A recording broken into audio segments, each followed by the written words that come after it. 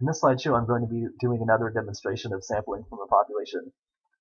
I'm going to be doing another demonstration in which I randomly sample from a population over and over again, and I calculate the mean of each sample that I select. I wanted to mention that in an actual research study, a person doesn't take hundreds of samples from a population over and over again, like how I'm doing in these demonstrations.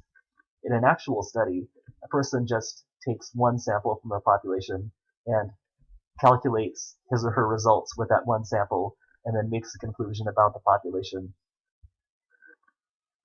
So the reason why I'm showing you demonstrations of repeated sampling, in which I sample over and over again from a population, is to help you understand statistical theory, or the theory of what happens when you randomly sample from a population. Um, it's not meant to show what happens in actual practice. But one thing that these demonstrations of repeated sampling do show you is they show you what happens when different researchers repeat a study um, and get different results. For example, even though a single researcher might not take hundreds of samples from a population over and over again, it could be that um, different researchers who are all studying the same population each take their own sample and they each get different results.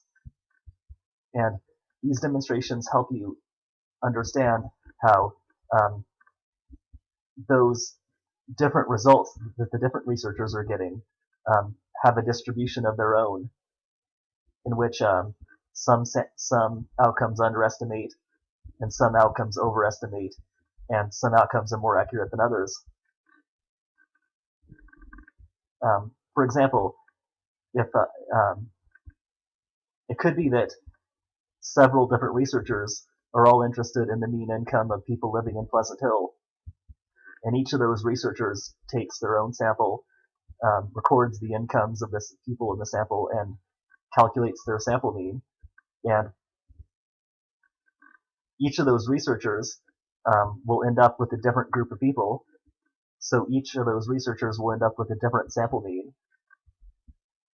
And some researchers might get a sample mean that underestimates the mean income of Pleasant Hill. Some researchers might get a sample mean that overestimates the mean income of Pleasant Hill.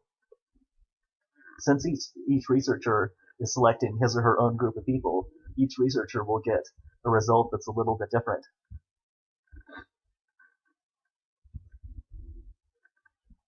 So these demonstrations help you understand the idea that that the results will vary from one sample to the next. So here's another population of people. Let's pretend that this is another classroom of students who have all taken an exam, and these are their exam scores. Once again, the exam scores are positively skewed. There's a lot more lower exam scores and a lot fewer higher ones. Last time I was taking samples of 3 over and over again and calculating the mean of each sample of 3 people, and we saw that when I used a small sample size of 3, the sample means down here ended up following the shape of the population. If the population was normal, the sample means ended up building up toward a normal shape. If the population was skewed, the sample means ended up forming a skewed shape that looked just like the population. Now I want to show you that if you take samples of 30 people from a skewed population and you calculate the mean of each sample, the sample means will end up forming a roughly normal shape, even though the population is skewed. So I'm going to be taking a sample of 30, calculating the sample mean, taking another sample of 30, calculating the sample mean, and I'm going to do that over and over again. And each time I do it, I'm going to plot the sample mean down here. And all of those sample means that I end up recording should follow a roughly normal shape because of the fact that I'm using a bigger sample size of 30. So, well, here I'm actually using the smaller sample size. So I'll skip over this part because I've already demonstrated that to you. Um, so sorry, I need to scroll back a little bit.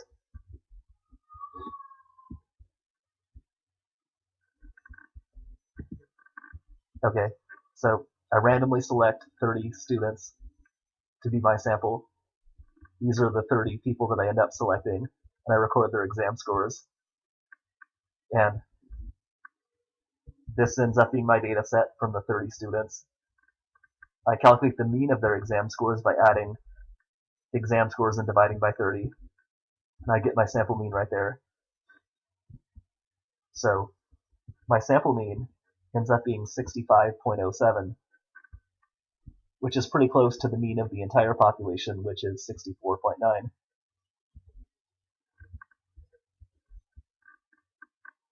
Here I take another sample of 30, and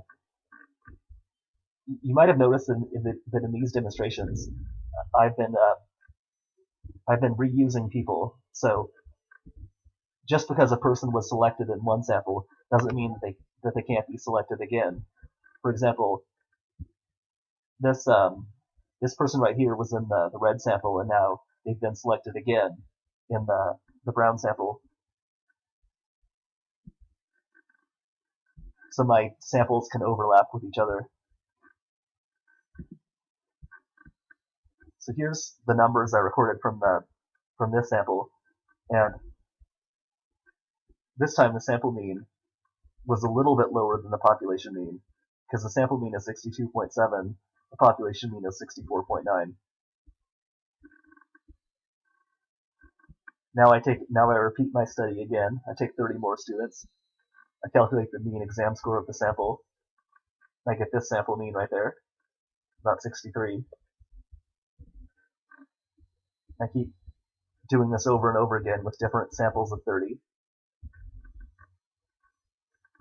And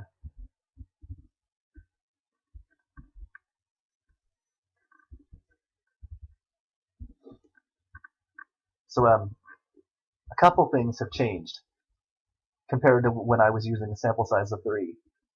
One thing that's changed is that the sample means are now closer together. They've moved in closer to the population mean. When I was using a sample size of 3, the sample means ended up being pretty spread out over a wide area. But now the sample means are much closer to this population mean of 64.9 right here, at this dotted line. So larger samples tend to be more accurate than smaller samples, which is why each of these sample means, which is a mean of 30 people, is closer toward this population mean right here.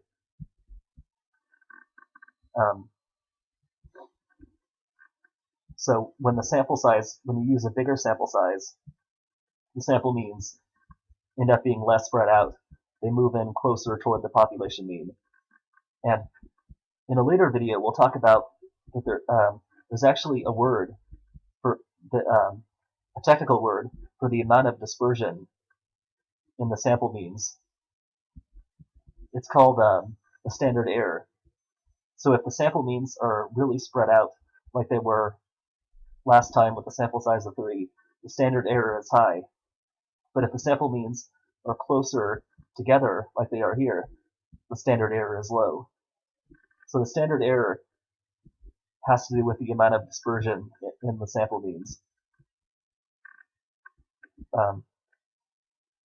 So I told you that the sample means are now less spread out than they were before, because the sample size is bigger now. Another thing I want you to notice is that before, with a sample size of 3, the sample means were following a positively skewed shape, just like the population.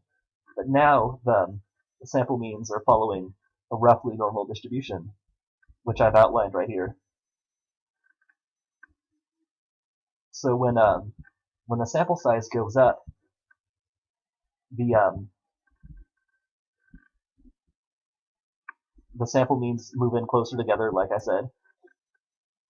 And if you're sampling from a skewed population, the sample means become less skewed. with a bigger sample size, they start to follow a normal curve.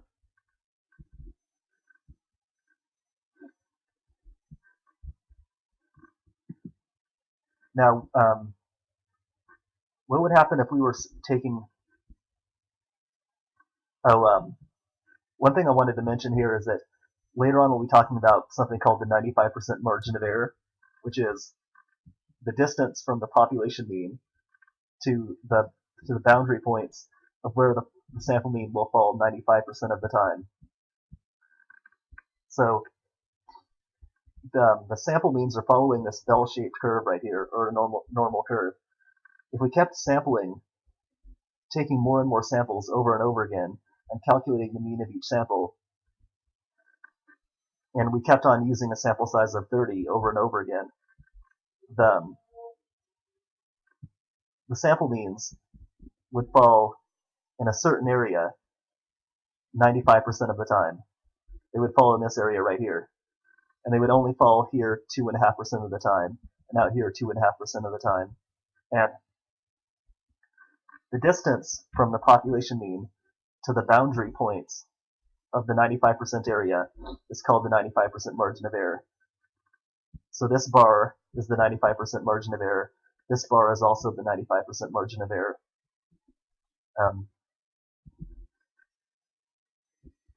And in this situation, these two bars are the same distance. They're the same length because if the sample means are following a normal curve, the two sides are symmetrical. They're the mirror image of each other. And it's actually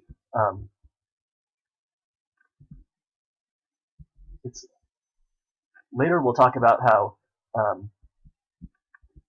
you can only calculate the 95% margin of error if the sample means are following a normal curve, like they are here. If the sample means are following a skewed shape, like they were last time, then the 95% margin of error isn't predictable. And we'll also talk about how when the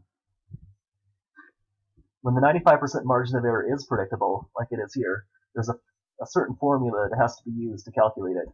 And we'll get to that formula later, but I didn't want to talk about the formula for a 95% margin of error right now. I just wanted to introduce the idea of a 95% margin of error. For right now, I just want you to know that when the sample means are following a normal curve, it is possible to predict where the sample means will fall 95% of the time.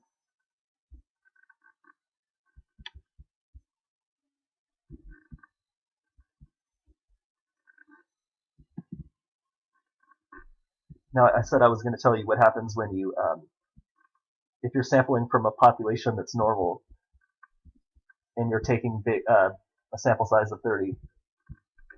This isn't really a very normal population, but it's the best job I could do to make a normal bell-shaped population.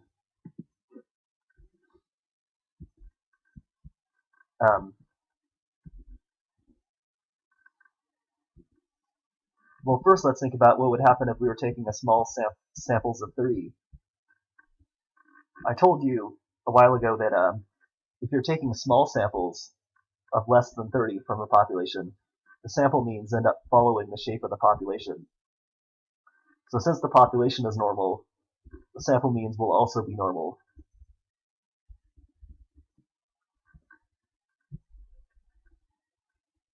So I'm just taking more and more samples of 3 and calculating the mean of each sample.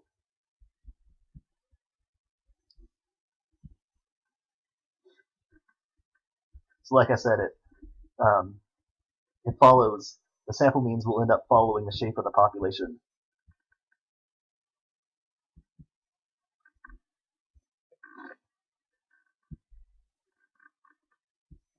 So if the population is normal, and you're taking small samples from that population, the sample means will end up being normal, like this right here. And you can calculate the 95% margin of error.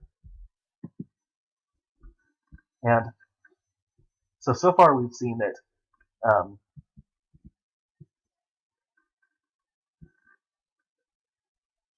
if you're sampling from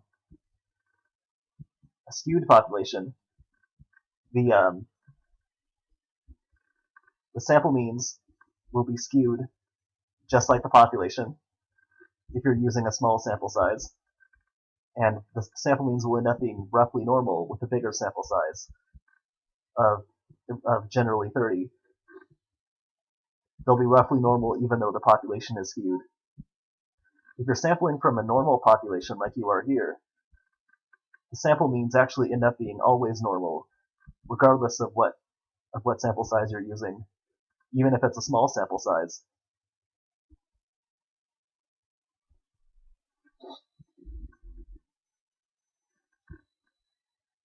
So maybe I'll make a quick sketch of what I'm talking about.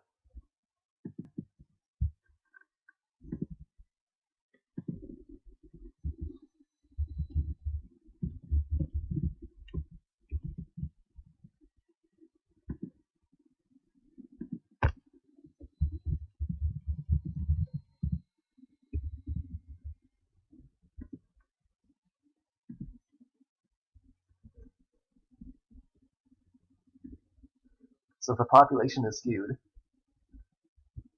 maybe let's say positively skewed like this,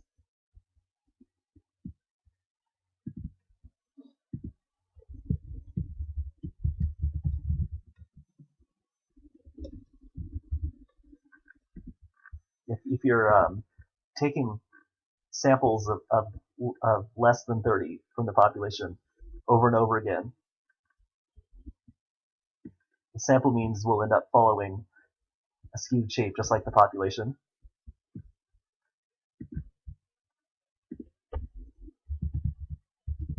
If you're taking big samples from the population over and over again, and you're calculating the mean of each sample, then the sample means will end up being normal, or roughly normal, even though the population is skewed.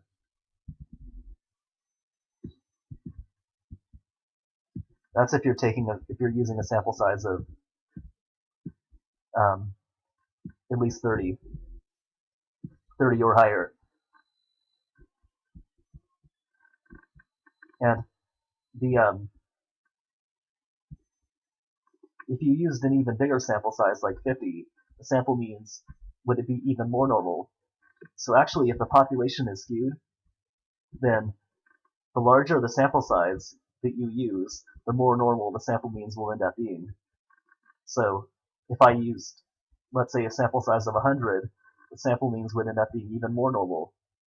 If I used a sample size of 200, it would be even more normal. But the sample size of 30 is generally the cutoff point in which the sample means end up following a roughly normal shape, despite the skewness of the population. If the population is normal, and you repeatedly sample from the population, the sample means are always normal, no matter what sample size you're using.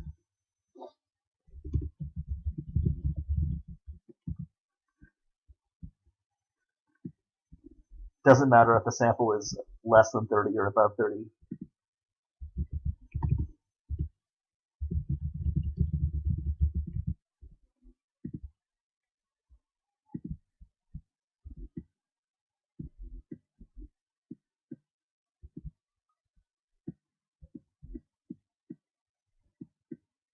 So these will end up being normal. These will also end up being normal. So if I take samples of 3 people over and over again from this skewed population, meaning I take a sample of 3, I calculate the sample mean. I take another sample of 3, I calculate the sample mean. And I do that over and over again. I'll end up getting this shape because I'm using a sample size less than 30.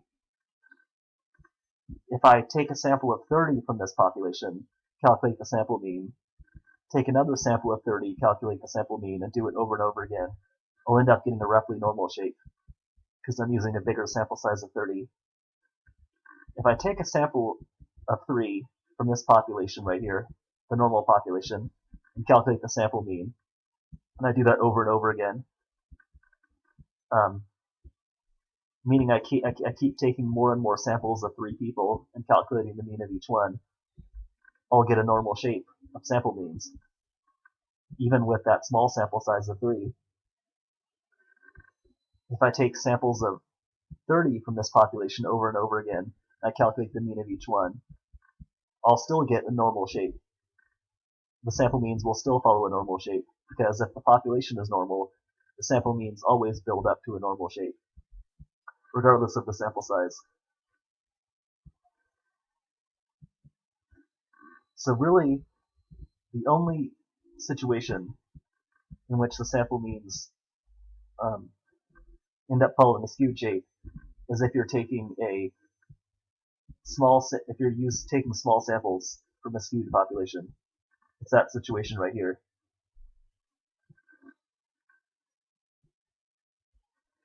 And like I said, this is the one situation in which it's not possible to predict where the sample means will fall 95% of the time, because you don't have a normal distribution. In these other 3 situations, it is possible to predict where the sample mean will fall 95% of the time. You can use, in these other 3 situations, you can use a formula to calculate the 95% margin of error. That tells you the distance from the population mean at the center to the 2 boundary points of where the sample mean will fall 95% of the time.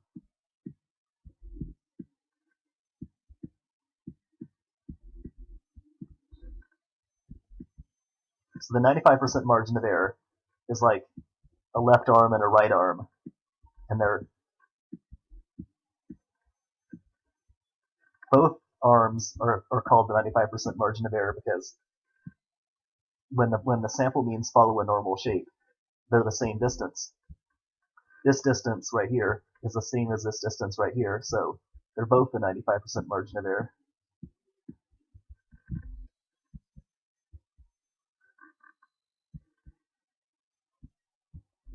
And another way to think about this, which I told you earlier, is that if the sample size is small, the sample means end up following the shape of the population. So this follows the shape of the population. This follows the shape of the population. And if the sample size is big, or meaning 30 or larger, the sample means always build up to a normal shape. So these ones follow the shape of the population. These ones are always normal.